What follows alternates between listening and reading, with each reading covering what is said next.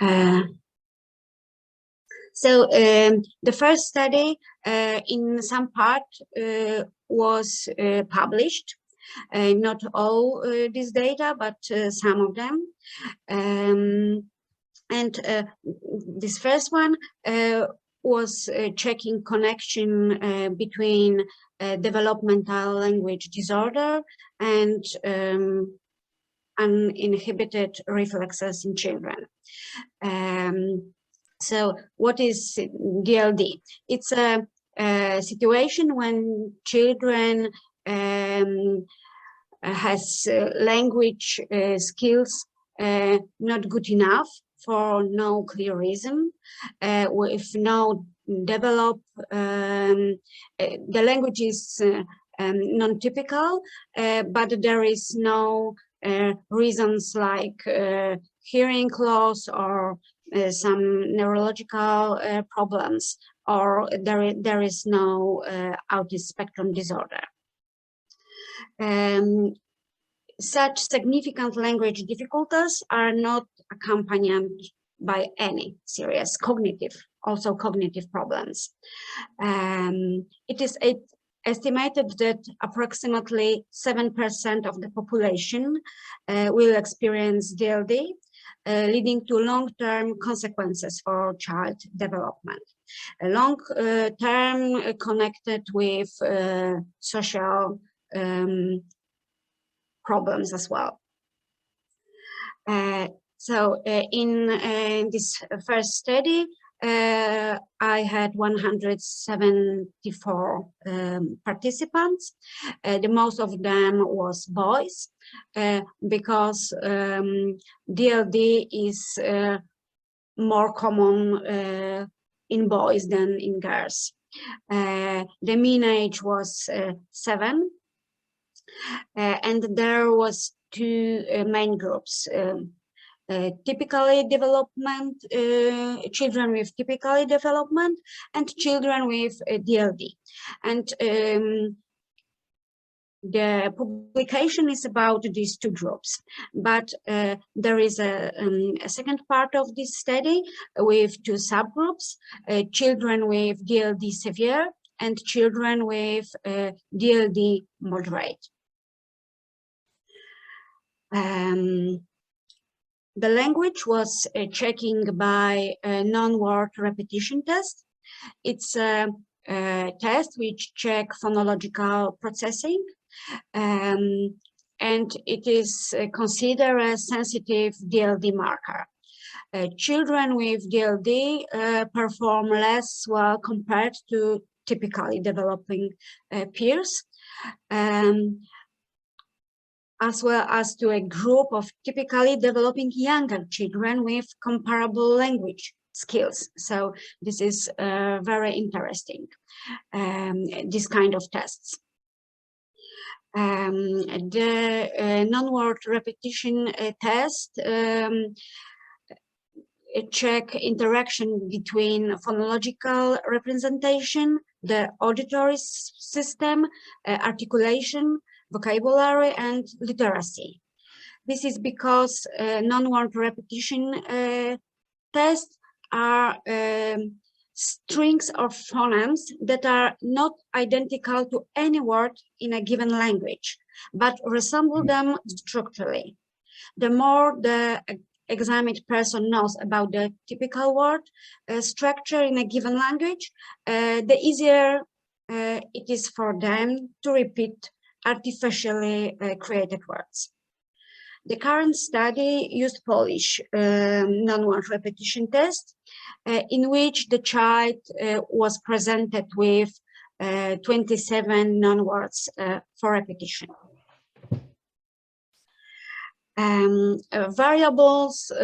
Few variables connected with neuromotor immaturity was 5 primitive reflexes: ATNR, STNR, TLR, motor reflex, and spinal gland reflex. And those reflexes made a collective variable neuromotor immaturity. As we all know, what neuromotor immaturity mean according to INPP. So it's a collection of inhibited primitive reflexes on and or immature postural reflexes over the age of 3.5 years. Main hypothesis. First, uninhibited primitive reflexes are associated with low levels of phonological processing. Hypothesis 2, children with DLD have higher levels of primitive reflexes than typically developing children. Hypothesis 3, children with DLD severe have higher levels of primitive reflexes than children with DLD moderate and children with typical development. As you can see, there were significant differences between reflexes and between all groups, but not all differences were really significant. ATNR, there was a difference between typical development children and DLD, also a moderate and severe group. But there were no difference between DLD moderate and the DLD severe group. DLD moderate boys has less ATNR than DLD severe boys. But there were opposite situation in typical developing girls, which has higher ATNR than typical developing boys. It's very interesting. STNR in extension, there were difference between typical developing children between DLD moderate and severe. And in this reflex, there were a difference between moderate and severe DLD children. Inflection, STNR inflection. There was no difference between typical developing children and DLD moderate children, but there was a difference between typical developing children and DLD severe. DLD moderate and severe didn't have any difference, statistical important differences, statistical significant. DLD moderate and DLD severe boys, just boys, not girls, has higher STNR inflection than typical developing boys. Next reflex, TLR. There were difference between typical developing children, also in DLD moderate and DLD severe group. But there was no difference between both DLD groups. Boys in severe DLD group had higher TLR than boys in DLD severe group of girls.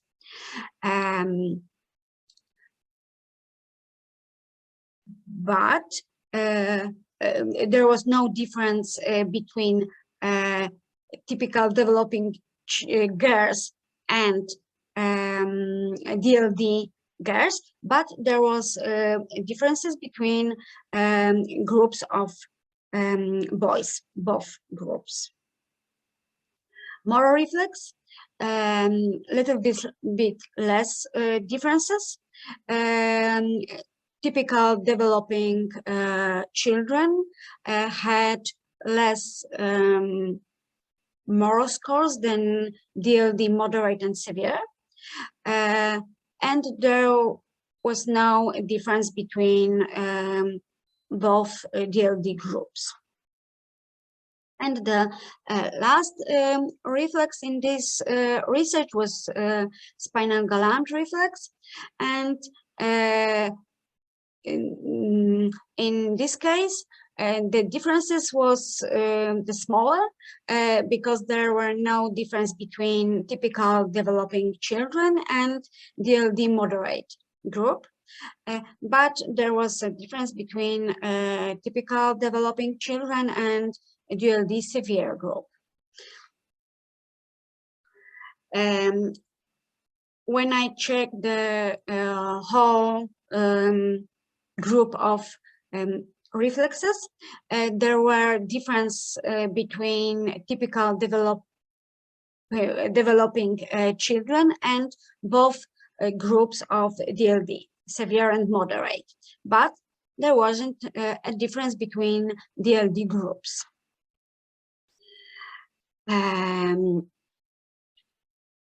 As the result on the neuromotor immaturity scale increase, the results in the non-word repetition test decreases.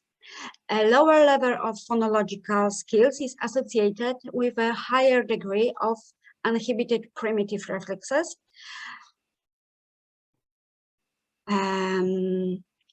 The variance analysis showed significant differences in neuromotor immaturity levels depending on speech development. Typically, developing children have statistically significant lower levels of neuromotor immaturity than children with DLD, so as a whole group. Despite observed differences between subgroups of children with DLD, DLD severe and DLD moderate, in favor of children with better language development, these differences were found to be statistically insignificant. What about age? Neuromotor immaturity. What about neuromotor immaturity in age? With age, statistically significant decrease in neuromotor immaturity is noticeable, but only in children with DLD moderate and DLD severe, and not in children without language disorders. Children with speech and language disorders tend to develop more slowly in the nervous system. In children with DLD, the process of neuromotor maturation progresses with age, which makes it possible to assume that they may be susceptible to therapeutic influences in this regard. So it is important for us as a therapist. With age, the presence of 5 out of the 6 reflexes decreased in the DLD moderate group. So it is motor reflex, TLR, ATNR, STNR in extension, and galant reflex. But in the DLD severe group, only one of them decreased. It is motor reflex. Possible explanation of this situation. I have 2 ideas, pessimistic and optimistic. And pessimistic is just children with DLD severe have limitation in the maturation of the nervous system, and they have developmental deficits that are consistent. Optimistic, in children with DLD severe, motor reflex plays a key role, and therapeutic impact should start with stimulation and inhibition of this reflex, which is consistent with our rules. The second study is the data analysis is still in progress. It is about early speech disorders and later school difficulties and neuromotor immaturity. In this study was involved 200 children, still a little bit more boys, about 60%.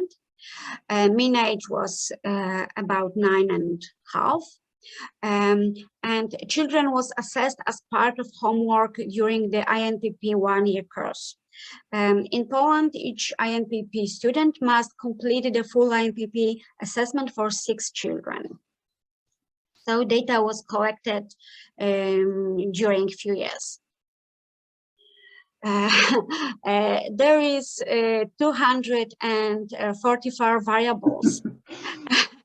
Each individual test from the INP assessment, each question from the INPP questionnaire, additional questions about emotions, behavior, and social adaptation, and a test collections such as primitive reflexes, postural reflexes, does diagnosis, lateral and spatial orientation, visual perception, oculomotorics, cerebral tests, so everything we assess.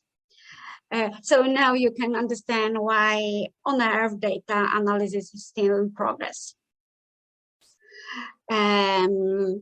The preliminary results, really preliminary.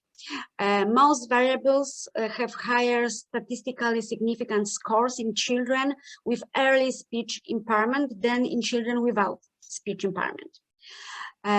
This means that children with speech disorders have greater motor difficulties and higher neuromotor immaturity. As a example, you can see gross motor coordination and balance, which is higher in children with early speech impairment, also in girls and boys. The same situation is in primitive reflexes integration. So children with early speech impairment has a higher level of them. Most of the reflexes and tests performed in the INP assessment turn out to be significant, but not all of them. Children with early speech impairment do not differ from typically developing children in gallant reflex, palmar reflex, rooting reflex, sucking reflex. Are you surprised? I was, because we connecting all of these reflexes with speech. But in my research, there wasn't any significant connection. And the second part was school problems and motor development. So it's another interesting issue is the school problems. I have found that children with reading difficulties are not as different from children without reading difficulties as children with early speech impairment from children without speech impairment. These analyses are not finished yet, but see an example with primitive reflexes, especially in boys' results. As you can see, the difference is not really big. So I decided to make in-depth comparisons between groups. And I made 4 groups: typical development, early speech impairment, school problems, without speech problems, and early speech impairment and school problems. And I find there are differences between groups. As you can see on about gross motor coordination, and it is and reflexes. And I found that in terms of motor skills, the most common differences exist between children with early speech impairment with school problems and typically developing children. Sometimes the group with combined problems differs from group of children with school's problem without speech impairment. However, it is almost never different from children with a speech impairment. It's very interesting. Such suggests that neuromotor immaturity is mainly related to speech and not to isolated school problems.